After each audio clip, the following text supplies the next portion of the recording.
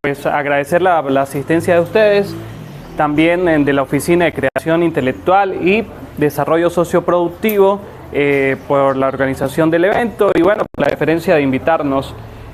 También, bueno, hoy un día de júbilo, no todos los días se presenta un tercer número de una revista que hay que estar medio en un comité editorial, pues, para entender el esfuerzo que amerita eso. Así que, bueno, felicidades al comité editorial de la revista Interpsiques. Nosotros lo que vamos es a conversar un poco sobre la violencia política, entendiendo que es una rama, digamos, de investigación o es una línea de investigación que perfectamente se puede desarrollar en psicología social. Desde hace un buen rato se viene trabajando la violencia política en ciencias sociales y es un área donde confluyen historiadores, donde confluyen politólogos, psicólogos sociales, también área del derecho, profesionales del derecho y bueno, en fin, todas las ciencias sociales confluyen en el estudio de la violencia. Que tiene una particularidad en la violencia, solamente la violencia, sin el apellido de política, tiene la particularidad que es muy amplia. De hecho, si ustedes revisan, no sé, unos 30 autores le van a dar un concepto sobre lo que es la violencia. Entonces, es un punto a tenerlo en cuenta. Porque bueno, es necesario, por lo menos para nosotros, entender un poco o acercarnos a estos temas de la violencia y sobre todo en las áreas específicas, ¿no? Lo que es la violencia política, la violencia sexual, la violencia escolar, la violencia incluso económica, se habla y así los diversos tipos de violencia. Lo primero es nuestra imagen que tenemos esa de la historia, ¿no? Una especie de estereotipo, de paradigma para entender la historia y sobre todo ese paradigma de la evolución, de que nosotros evolucionamos y a veces si nos mantenemos en este paradigma nos cuesta entender que nosotros vivimos en una sociedad violenta y nos extraña de alguna manera, ¿no? Pensamos de que bueno, ya salimos de las cavernas y que hemos evolucionado, que somos seres humanos modernos, u hombres modernos, mujeres modernas y que este tema de la violencia fue, pues precisamente se lo dejamos a la época de las cavernas, ¿no? Que ya nosotros pues somos modernos, somos civilizados. Y el tema, o uno de los temas... Adelante, profe. No se preocupe. Uno de los temas interesantes con respecto por lo menos a la violencia es que precisamente los... Listo. Bueno, muchas gracias. Precisamente con respecto a los temas de la violencia, nos da que los datos, precisamente nos da que los siglos XX y lo que vamos de 21 han sido los más violentos que ha tenido la humanidad desde que se tiene registro. Entonces nosotros pensamos que la violencia era algo como ese hombre de las cavernas, de ese hombre incivilizado y que como nosotros pues ya tenemos, nuestro paradigma es la razón y somos hombres y mujeres modernas, dejamos atrás la violencia y precisamente no es así. Le repito que muchos datos nos hablan de que justamente el siglo XX y en lo que llevamos el siglo XXI han sido los siglos más violentos que ha tenido la humanidad con respecto a la muerte de un ser humano por otro ser humano. Entonces este paradigma es interesante revisarlo, ¿no? Bueno, eso era lo que les decía. Un tema de los datos, ¿no? Con consecuencias, precisamente que este tipo de violencia con consecuencias políticas, sociales, consecuencias económicas, consecuencias demográficas, consecuencias psicológicas que seguramente les interesan a ustedes, que la mayoría son estudiantes de psicología social, entre otras consecuencias. Por ejemplo, yo me he acercado un poco al tema de las consecuencias demográficas, lo que implica luego de un proceso bélico o de una guerra, lo que implica las consecuencias demográficas, ¿no? Quienes se mueren en la guerra, por ejemplo, en mayormente hombres.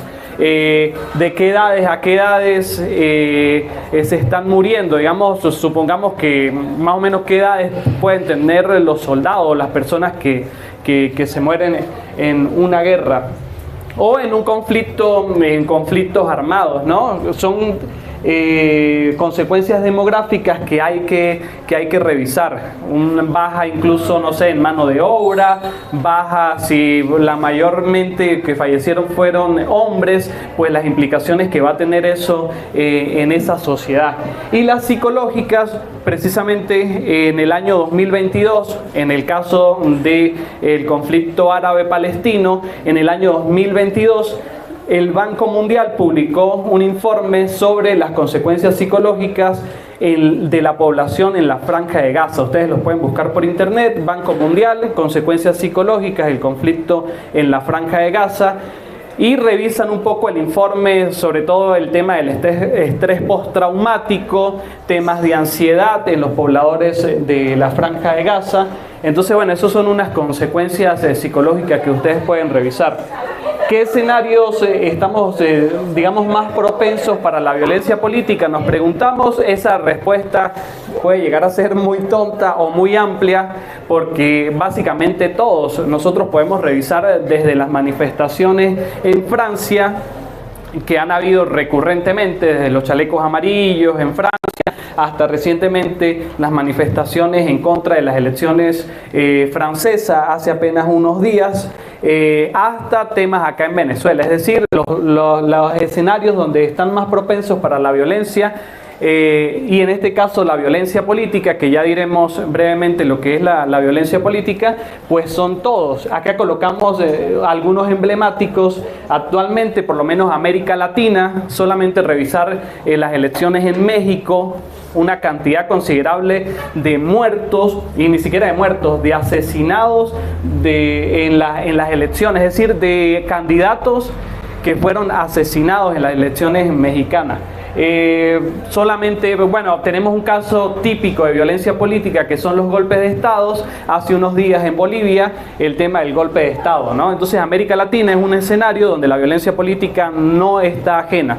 Incluso solamente con revisar Venezuela, cada vez que se acerca un proceso electoral y tan grande como es este, es decir, no solamente legislativo, gobernaciones, sino el mayor proceso electoral que tiene el país, que es las elecciones presidenciales, siempre hay rumores de guerra, y ojo, sin ser alarmista y sin querer estar llamando, digamos, ser apología o profeta del desastre, pero es evidente que en las calles siempre uno se pregunta qué irá a pasar el 28 en este caso, ¿no? ¿Qué hay que ir a pasar el 28?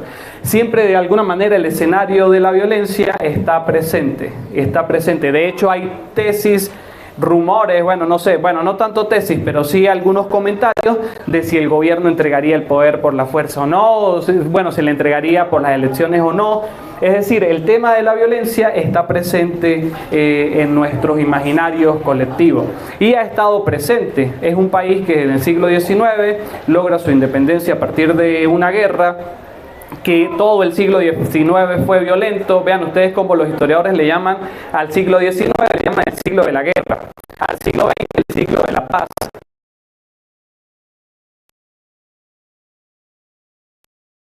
Dura, ¿no? Eliminando algunos caudillos, pero también tuvimos procesos violentos en el caso de las guerrillas, por ejemplo, en el caso de los desaparecidos, en el caso de las manifestaciones. Entonces, lo que les quiero decir es que el tema de la violencia, y con su apellido, violencia política, es una línea que ustedes pueden investigar, que pueden manejar, que pueden pues decir mucho con respecto a estos temas. Por supuesto, tenemos el conflicto Palestina-Israel, pero también tenemos otros conflictos actualmente. Por lo menos tenemos en Yemen, Myanmar, en Sudán, que es terrible lo de Sudán, ya tenemos allí una imagen, y también en la República Democrática del Congo. Si ustedes pueden también buscar por internet y ver lo que están pasando, sobre todo en estos países africanos, en el caso del Sudán, el por qué están en conflicto, y también en la República Democrática del Congo. Vean ustedes que para América Latina, cuando ustedes investiguen el tema de la violencia, y con su apellido, violencia política, el caso emblemático es Colombia. Más de 50 años con un conflicto, el conflicto de la FARC, y lo complejo que es ese conflicto en Colombia. Digamos que si alguien en América Latina revisa el tema de la violencia política, pues tiene que acercarse a Colombia casi que obligatoriamente. Es uno de los casos emblemáticos. Y vean ustedes que sigue generando noticias. Solamente una noticia de la semana pasada, una mesa de negociación, comenzó la mesa de diálogo entre el gobierno colombiano y Segunda Marquetalia en busca de la paz. Esa mesa de negociación se instaló en Venezuela, en Caracas, que es una disidencia de la FARC que no quiso firmar el tratado de paz en Colombia. Y el gobierno, para buscar aquí la nota de prensa, bueno, yo creo que era en la pasada, decía la paz total. Es decir, Colombia todavía está buscando la paz. Y ustedes revisan y todavía hay zonas de Colombia en donde están rogando o están trabajando la paz. Entonces, como les decía, es un tema que nosotros también nos podemos acercar. Y bueno, les decía, es Sudán. Vean lo que publica Naciones Unidas, que también lo pueden publicar otros portales más, pero tomamos el de Naciones Unidas, y dice que Sudán de hambre sin precedentes.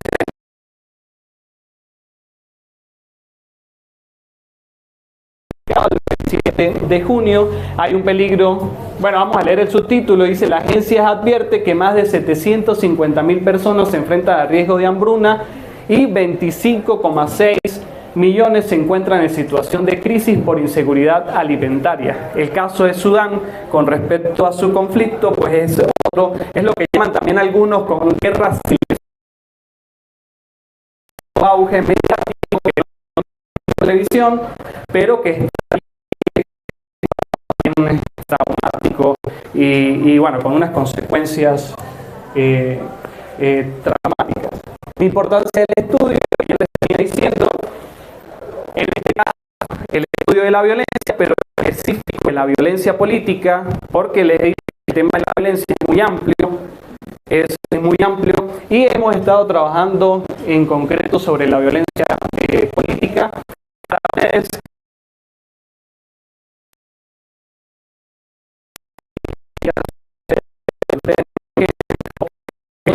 Profesionales también la necesidad de aprender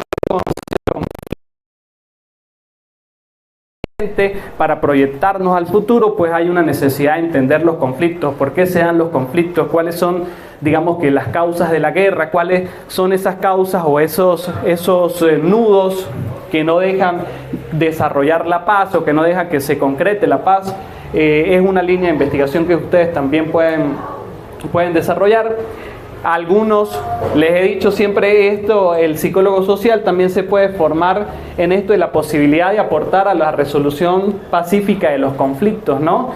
Que es importante. Podemos ser profesionales en investigación, pueden ser profesionales en resolución pacífica de los conflictos, y no solamente conflictos interpersonales, sino de conflictos internacionales. Vean ustedes que por lo menos Médicos Sin Fronteras, que es una ONG que precisamente, bueno, está en el mundo en todos los conflictos, se llama Médicos Sin Fronteras, tiene una atención o tiene un núcleo, digamos una oficina, que no es exactamente una oficina, pero para entendernos, sobre atención en salud mental en conflicto.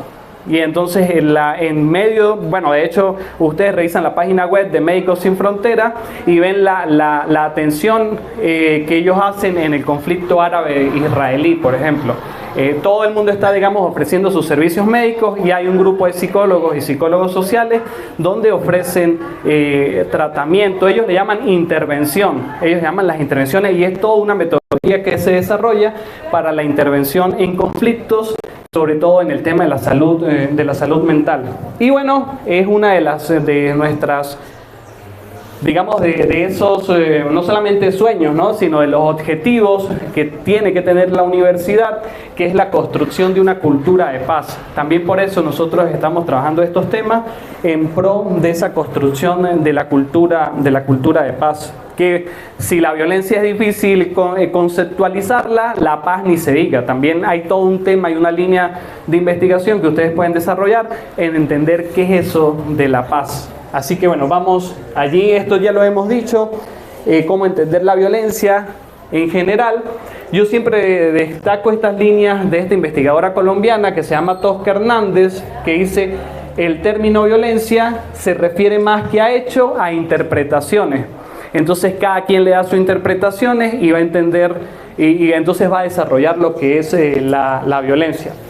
Y según la interpretación y situación tendremos entonces violencia política, que era lo que les decía. Tenemos la gran variedad de violencia: económica, social, sexual, interpersonal, psicológica, financiera, entre otras. Y bueno, un concepto básico de violencia que podemos desarrollar es la utilización de la fuerza física o verbal para causar daños o heridas a otros con el fin de obtener o de un grupo algo que no quiere consentir libremente. Ese pudiese ser un acercamiento al concepto de violencia. Ese es de Domenech en una publicación de la UNICEF en 1981. La utilización entonces de la fuerza física o verbal para causar daños o heridas a otros con el fin de obtener de un individuo o de un grupo algo que no quiere consentir libremente. Esto va muy relacionado sobre todo con el tema de la guerra, de la violencia política, pero obviamente por eso le digo que es tan complejo y diverso el concepto que alguien pudiese hoy, eso fue escrito en el 81, alguien pudiese decir no solamente fuerza física o verbal, sino también fuerza psicológica, ¿no? Fuerza psicológica para intentar manipular a las personas y, como lo dice allí, obtener de un grupo, de un individuo, lo que no quiere consentir libremente.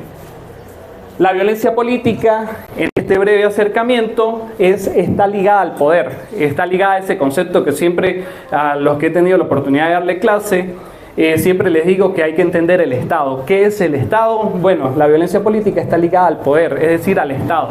Todo lo que se desarrolla en torno al Estado es inseparable del concepto de legitimidad. De hecho, ustedes revisan la psicología social o los psicólogos sociales, uno de los conceptos que más han estudiado con respecto a la violencia política es precisamente el de legitimidad. ¿Qué es la legitimidad? Y bueno, va relacionada con el Estado, siendo usada, mire, puede ser usada para establecer un orden social, para cambiar un orden social o también para preservar ese orden social.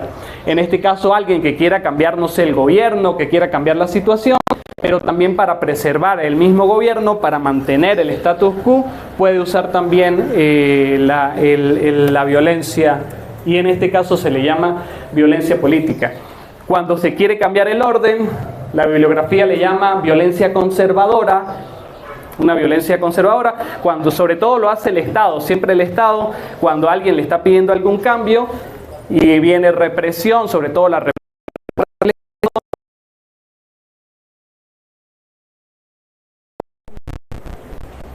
Y cuando hay un grupo que quiere cambiar esa situación, pues algunos le llaman la violencia revolucionaria, ¿no? Alcanzar, no sé, una revolución, alcanzar cambios sociales fuertes. Por eso allí nos preguntamos que si es el motor de la historia. Carlos Marx decía que uno de los motores de la historia precisamente era la violencia.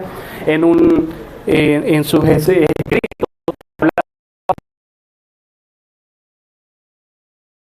sociedades, él le llamaba era el parto, ¿no? Que las sociedades tienen su parto a partir de la violencia, un parto, o los cambios se generan a partir de un parto que por lo general son violentos. Con respecto a la violencia, decía, hay allí el de legitimidad y el de poder, entre cuáles ese grupo para llegar a ser violento. Hay algunos que dicen que la política es inseparable de la violencia.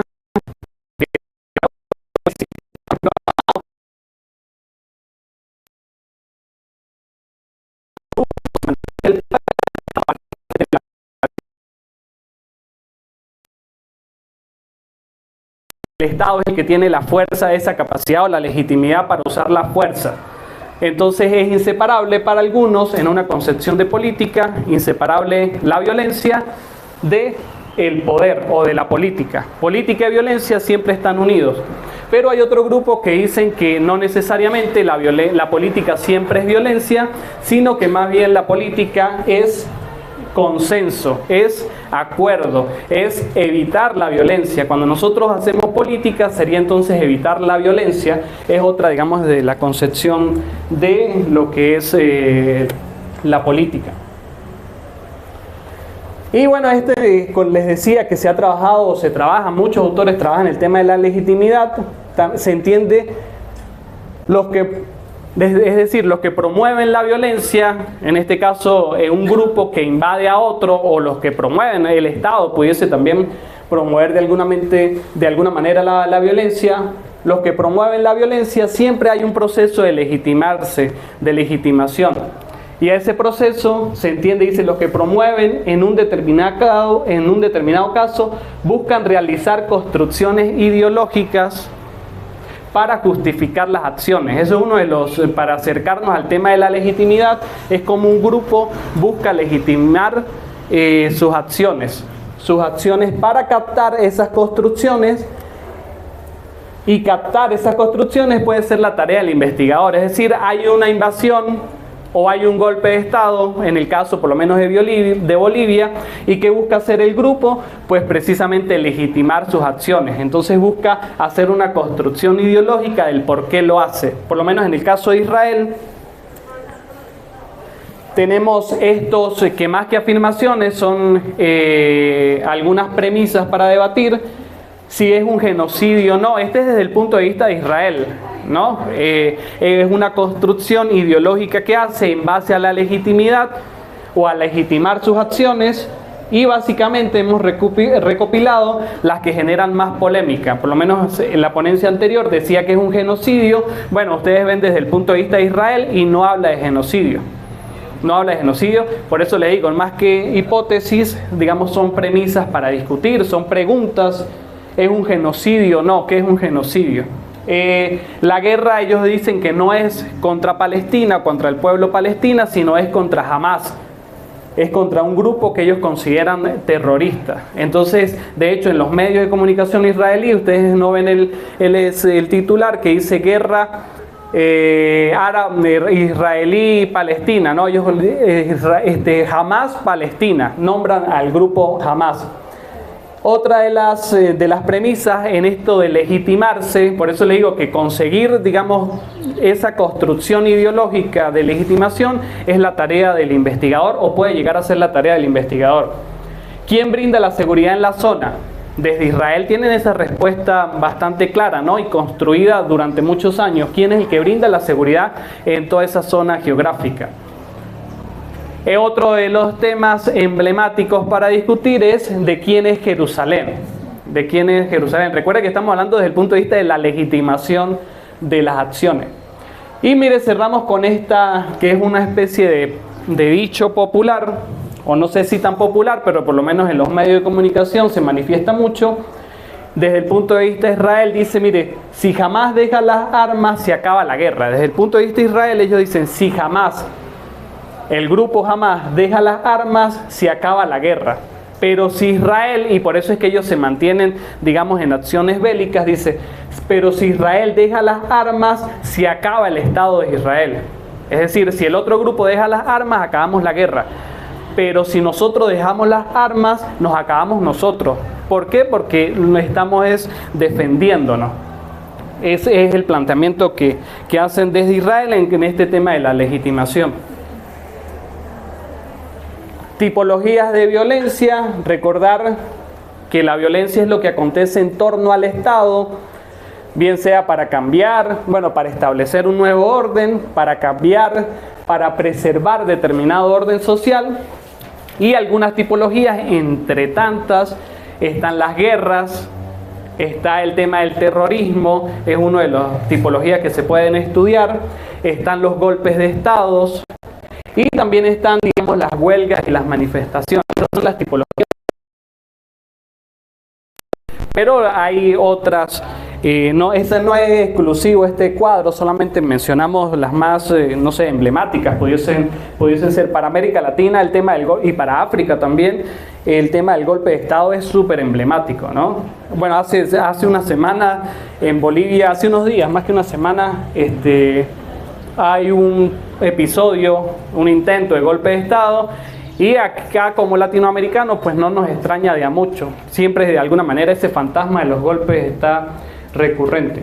Y mire, cerramos con Rigoberta Menchú, un pensamiento que si les decía que el tema de la violencia tiene su complejidad para entender lo que es la violencia, el mismo de la paz también tiene su complejidad, el concepto de paz. Y mire la cita que dejamos allí de Rigoberta Menchú, dice: la paz no es solamente la ausencia de guerra, no es solamente la ausencia de guerra. Mientras haya pobreza, racismo, discriminación y exclusión, difícilmente podremos alcanzar un mundo de paz. Así que bueno, muchas gracias y abierto a las preguntas al final.